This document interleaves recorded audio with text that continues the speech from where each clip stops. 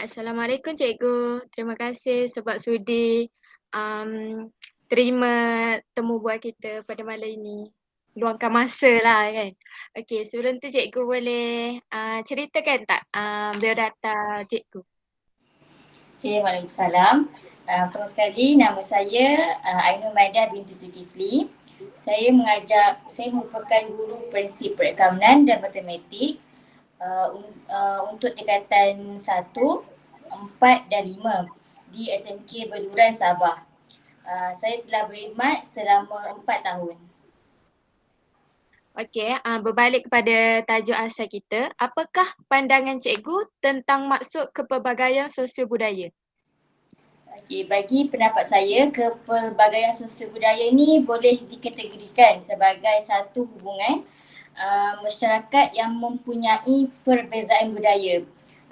Selain itu, kepelbagaian sosial budaya juga mampu melambangkan seseorang individu tu ataupun masyarakat yang merangkumi banyak aspek seperti bangsa, struktur sosial, kepercayaan, bangsa dan adat resam.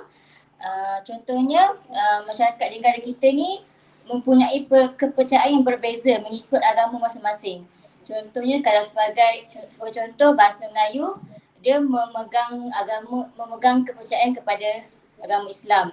Okey, begitu juga di sekolah terdapat pelbagai bangsa yang dapat kita lihat seperti bangsa terutama sekali yang seperti kita tahu di Sabah ni terkenal dengan kepelbagaian sosial budaya dan mereka terdapat terlalu banyak etnik atau kaum di Sabah.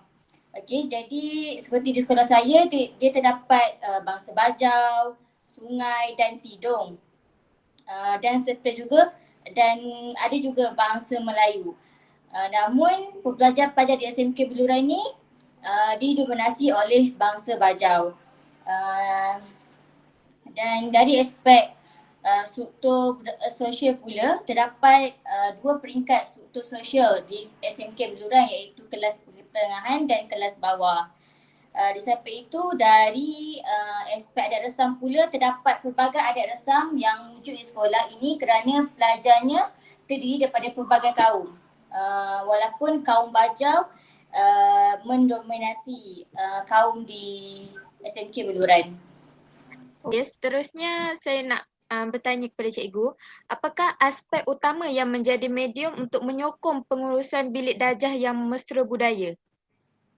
Bagi saya, aspek yang paling utama adalah bahasa.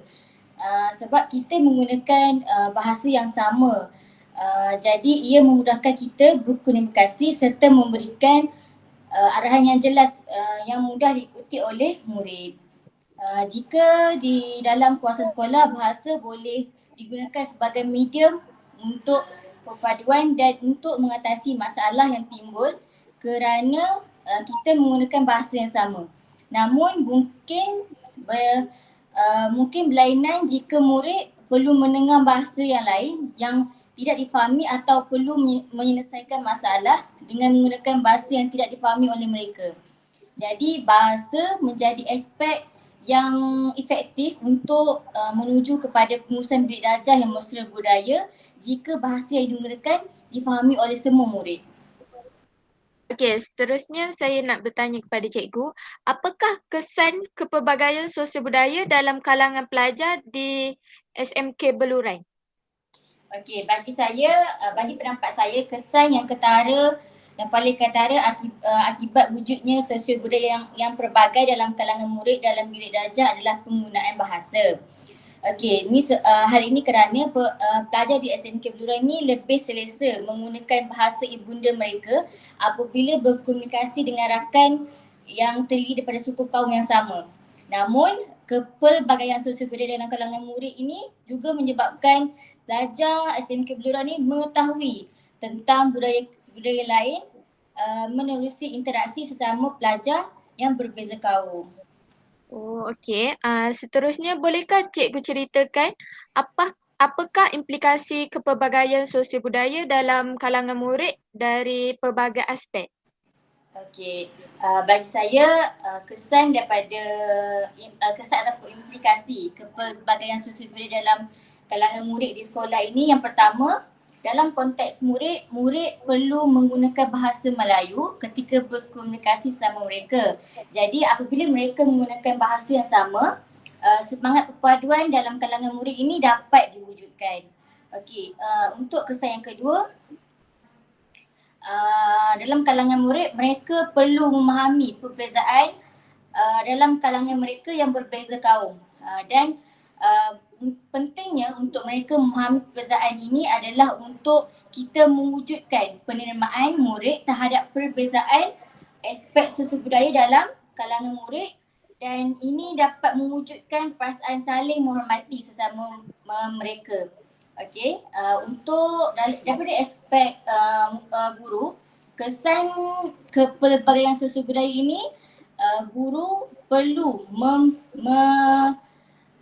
guru ini perlu mengadakan ataupun mewujudkan aktiviti pembelajaran yang sesuai dengan kepercayaan, nilai dan agama murid menerusi pembelajaran yang secara kooperatif, kerana guru ini merupakan individu yang berperanan untuk sebagai pendidik kepada murid.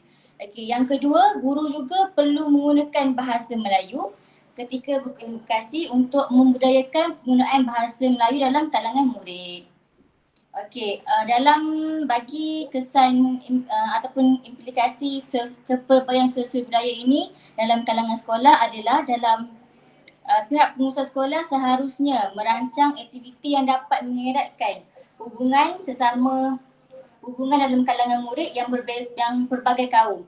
Okey, yang contohnya jika pihak pengurusan sekolah ingin mengadakan hari sukan ataupun hari kantin, okey, pihak sekolah perlu memberi perhatian terhadap pembahagian murid di dalam rumah sukan, dan guru-guru pihak pengurusan sekolah juga perlu membahagikan murid yang terdiri daripada pelbagai kaum yang seimbang bagi setiap rumah sukan. Okay, bagi hari kantin pula, pihak sekolah perlu mengadakan syarat kepada setiap pelajar. Contohnya, pihak pengurusan sekolah tetapkan bahawa setiap pelajar perlu menjual makanan tradisional bagi kaum masing-masing. Dan aktiviti ini juga secara langsung dapat mengeratkan hubungan murid yang terdiri daripada pelbagai kaum. Oh, okey. Saya rasa itu saja temu bual kita pada hari ini. Terima kasih cikgu sanggup meluangkan masa kita untuk kita bertemu bual. Okey, sama-sama.